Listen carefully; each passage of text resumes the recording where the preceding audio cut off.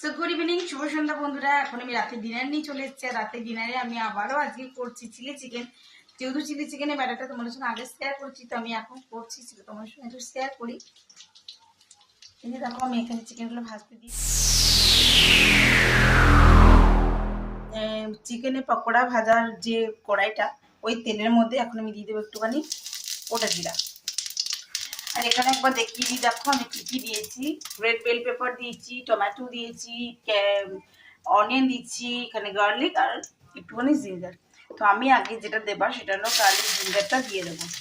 আর garlic জিঞ্জারটা যখনই এদের ফ্লেভারটা উঠতে শুরু করবে তখনই আমি এর মধ্যে দিয়ে দেবো তোমার কেটে রাখা পেঁয়াজ।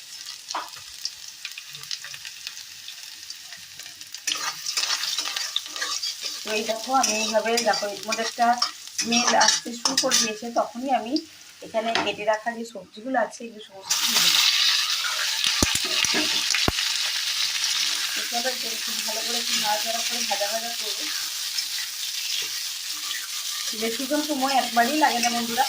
তো দেখতেই পাচ্ছ আমি এখানে কিন্তু সমস্ত জিনিসগুলো সতে করে নেবো, হালকা করে একটু সল্ট প্রত্যেকে দিয়ে দেবো। তো এই দেখো, এই কিছু কম 1 চামচের মতন আমি সল্ট দিয়ে দিলাম।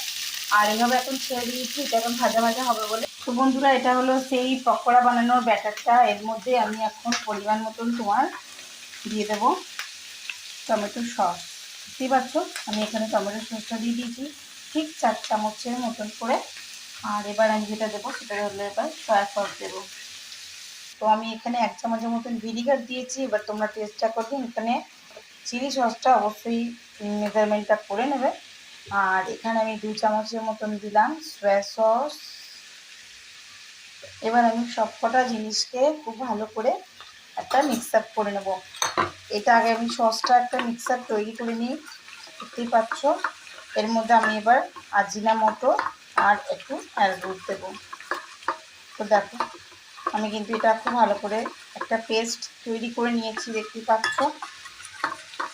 লাগলে অবশ্যই আবার আমি এখানে টমেটো সসটা অ্যাড করব। তো এখানে আমি দিয়ে দেবো এবারে টেস্ট অ্যাকর্ডিং চিনি।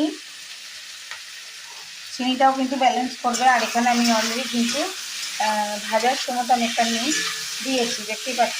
দেখো আস্তে আস্তে কিন্তু পেঁয়াজগুলোর কালারটা চেঞ্জ হচ্ছে।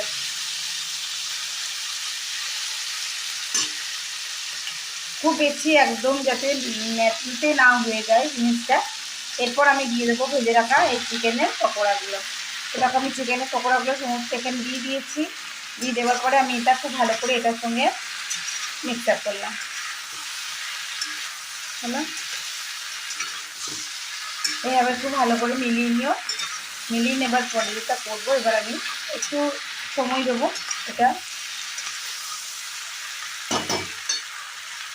আমি কিন্তু এখানে গ্রিন চিলি ইউজ করেছি, দেখতেই পাচ্ছ। এখানে আমি গ্রিন চিলি 2টো দিয়েছি। আর এখানে কিন্তু আমি চিলি সসটাও অ্যাড করেছি। তো যাই হোক, এবার তোমরা সেটা মেজারমেন্ট মানে কে কেমন ঝালটা পছন্দ করো সেই অনুযায়ী অবশ্যই দেবে।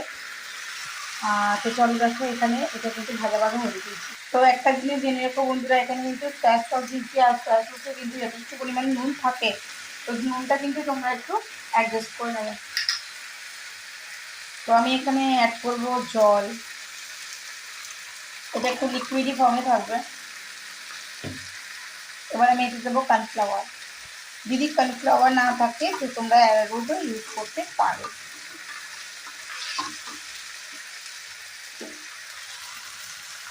সো বন্ধুরা, আমি এখানে কর্নফ্লাওয়ার দিয়ে দিয়েছি। দেখো 1.5 চামচের মতন। এটা শুধুমাত্র দেওয়া হয় থিকনেসের জন্য। তো এটাও আমি খুব ভালো করে এটার সঙ্গে যাতে মিলে যায় সেটা আর কি দেখতে হবে, যাতে ঢেলা ঢেলা না হয়ে যায়। এইভাবে ভালো করে মিক্সারটা করতে হবে। আর ওদিকে যদি ভাজা ভাজাটা কমপ্লিট হয়ে থাকে তো একদম রেডি তোমার চিলি চিকেন। অবশ্যই তুমি এখানে এবার এটা দিয়ে দেবে, মানে এই সসটা এখানে দেবার জন্য একেবারে রেডি। এবারটা দেওয়ার পর তুমি ভালো করে নাড়াচাড়া করে নেবে।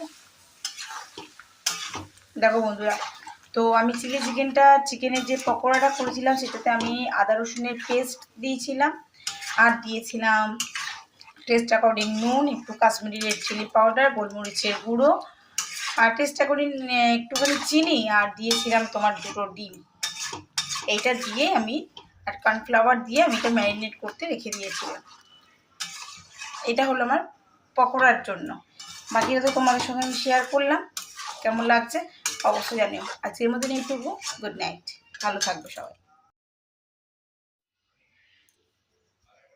তো একেবারে রেডি হয়ে যাচ্ছে আমার হোমমেড চিলি চিকেন। কেমন হয়েছে অবশ্যই জানাবেন।